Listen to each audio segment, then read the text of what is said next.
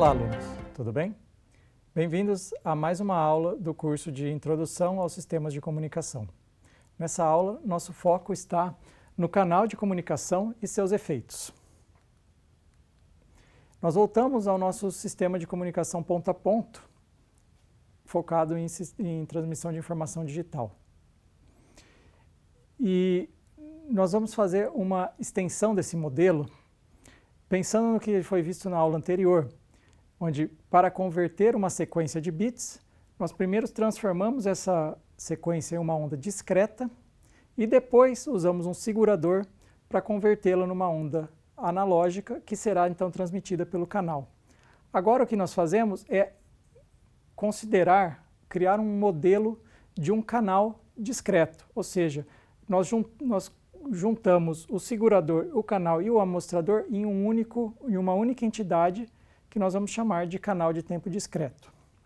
Então é um canal que recebe uma sequência de tempo discreto e devolve uma sequência de tempo discreto deformada.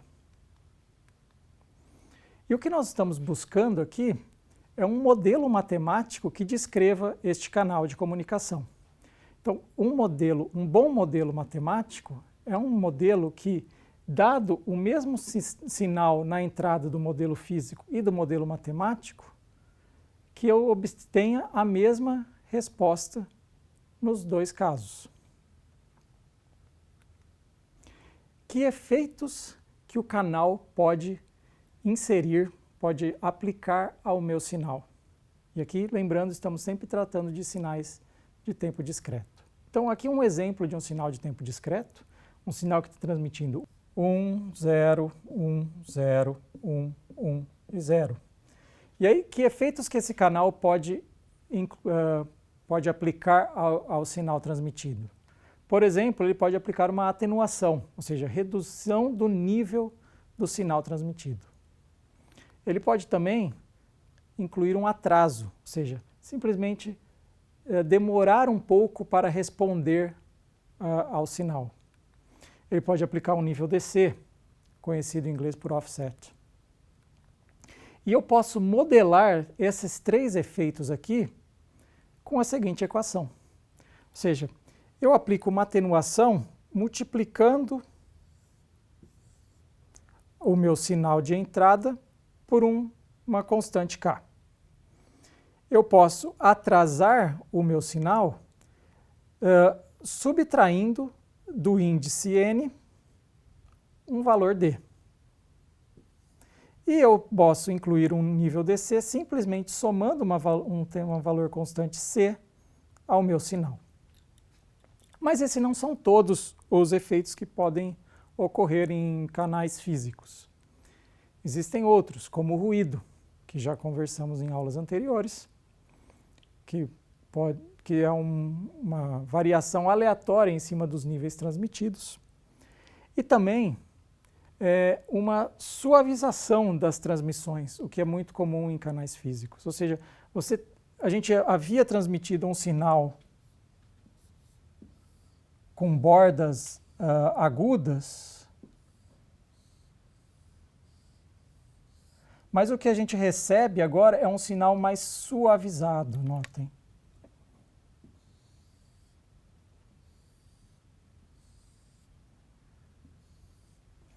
Isso acontece com canais que chamamos de canais de banda limitada, e que veremos também mais à frente no curso. Então aqui alguns exemplos de como essa suavização pode influenciar o nosso canal, o nosso sinal, desculpe. Então imagine que eu tenho um sinal com 20 amostras por bits.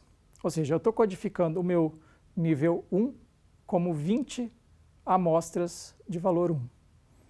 E na saída eu tenho esse sinal suavizado. Mas notem que no fim ele já chegou no valor 1 e está estável aqui no valor 1. Ou seja, se eu usar o fim do bit para fazer a minha amostra, eu recupero exatamente o meu sinal. Se eu reduzir para 10 amostras, eu ainda tenho essa situação de que no fim do meu bit eu chego no valor 1. Mas e se eu passar para 5 amostras? Notem que agora eu já começo a diminuir o nível.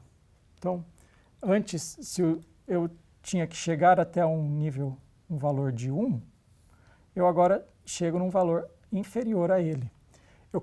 Se eu estou assumindo um limiar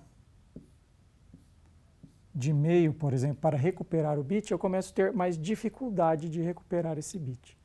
Ou seja, eu vou ter uma maior probabilidade de ter erros na recuperação do bit. Existe uma relação direta, então, entre o tamanho do bit, ou a taxa de bit, e a taxa de erro de bit. Quantos bits errados eu irei recuperar. Notem, eu gostaria de enviar o máximo de informação possível. Eu quero uma maior taxa de bit, mas com isso eu vou ter mais erros. Para tentar minimizar a taxa de erro de bit, é importante que a gente conheça o nosso canal e por isso então usamos os modelos matemáticos. Em especial, o modelo que nós usamos é um modelo de um sistema linear invariante no tempo. Vamos entender o que é isso. Primeiramente, um sistema nada mais é do que algo que recebe uma forma de onda ou um sinal em sua entrada e produz uma forma de onda ou sinal na saída. E o que é um sistema linear? Linear é um sistema que satisfaz as duas propriedades de uma função linear, que é a aditividade e homogeneidade, que já vamos ver o que é. Um sistema linear é aquele para qual, se eu conheço uma entrada x1 e sei qual é a sua saída, que eu vou chamar de y1, e eu tenho uma outra, para uma outra entrada, x2, passando pelo mesmo sistema, ela me dá a saída y2, então, se eu colocar na entrada a soma desses dois sinais, que é x1 mais x2, eu preciso na saída ter necessariamente y1 mais y2. Se isso acontecer, eu garanto que o meu sistema é linear.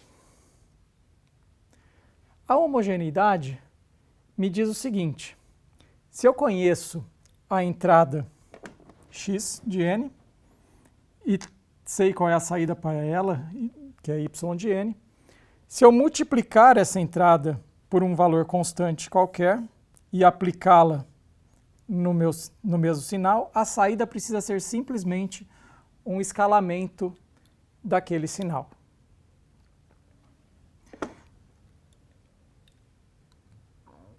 E o que significa invariante no tempo?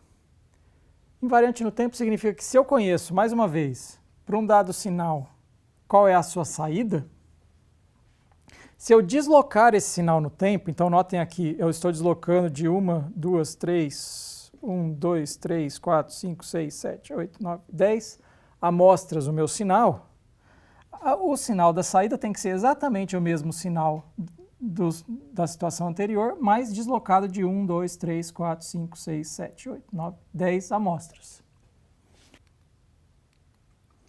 Vejamos um exemplo. Imagine um sistema descrito por essa equação aqui. Ele é linear e invariante no tempo?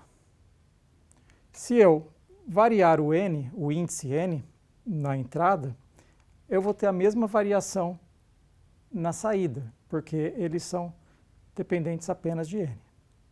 Agora, se eu amplificar ou multiplicar o meu sinal por uma constante, o que acontece? Imagina que eu multiplique a saída por q. Então, substituindo o y por kx mais c, eu tenho esta fórmula daqui, que eu observo que é diferente de apenas multiplicar o sinal. Ou seja, aqui eu tenho qkx mais qc, enquanto que na original eu tenho qkx mais c, ou seja, eu não amplifiquei a constante. Portanto, este sistema é um sistema invariante no tempo, mas não é um sistema linear. Bom, agora que a gente já conhece o que é um sistema linear invariante no tempo, ou um slit, vamos ver como que nós modelamos de fato o canal. Vamos pegar um exemplo prático, um exemplo de uma sala, e eu estou falando dentro dessa sala. A minha voz, que é um sinal, vai sair do meu sistema vocal, do meu trato vocal, e vai chegar até um microfone. Eu posso representar isso, então, como a saída do meu sistema, sala, é o sinal chegando ao microfone, a entrada do meu sistema, sala, é a minha voz, o sinal da minha voz, e a sala irá atenuar um pouco a minha voz e irá atrasá-la também. Acontece que essa voz ela vai refletir nas paredes e vai chegar no microfone. Então eu tenho um sinal que ele demora mais para chegar, então ele tem um atraso maior e ele tem uma atenuação maior. Isso várias vezes, ou seja, eu posso ter uma somatória de sinais atenuados e atrasados. Além disso, eu poderia imaginar que eu quero amplificar a minha voz, então eu ligo um alto-falante ao meu microfone. Nesse caso, o sinal de saída do meu sistema, que é o sinal do microfone, irá ser inserido novamente no sistema, ou seja, vai realimentar o sistema. Então eu tenho aqui, na minha fórmula, a própria saída entrando novamente, atrasada e atenuada. Colocando de uma forma genérica, eu posso substituir isso como a seguinte equação. Um somatório, a saída é dada, então, pelo somatório de entradas atrasadas mais a realimentação, ou seja, o somatório de saídas atrasadas. Notem que a entrada eu tenho ela a partir do momento zero, porque no momento que eu olho a saída, eu sei o valor da entrada. Mas a saída só começa a funcionar a partir do instante 1, porque eu preciso primeiro conhecer a saída para depois poder realimentá-la no meu sistema. Vejamos um exemplo. Para isso a gente vai usar como o sinal de entrada um impulso, que é dado por 0 para qualquer instante de tempo, menos no instante 0, quando ele vale 1. Vamos assumir um sistema descrito como a saída descrita como a saída anterior, multiplicada por A, mais a entrada multiplicada por 1 menos A. E a resposta desse sistema a este impulso é o que nós conhecemos por resposta ao impulso. E por que ela é tão importante? Porque conhecendo a resposta ao impulso do meu sistema, eu consigo calcular a resposta de qualquer sinal. Vamos ver um exemplo aqui. Se eu deslocar o meu sinal de 1, a saída será também deslocada de 1. Se eu deslocar ele mais uma vez, a saída também é apenas deslocada. Mais uma vez, temos então ele deslocado de 4, a mesma saída deslocada de 4 amostras.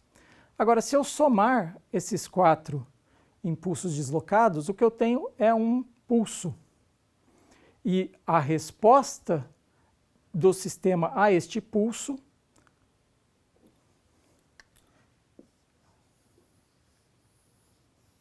nada mais é do que a soma das respostas ao impulso deslocadas. Isso que a gente acabou de fazer tem um nome. Deslocar e somar é chamado de soma de convolução. E é uma operação muito importante para sistemas lineares invariantes no tempo.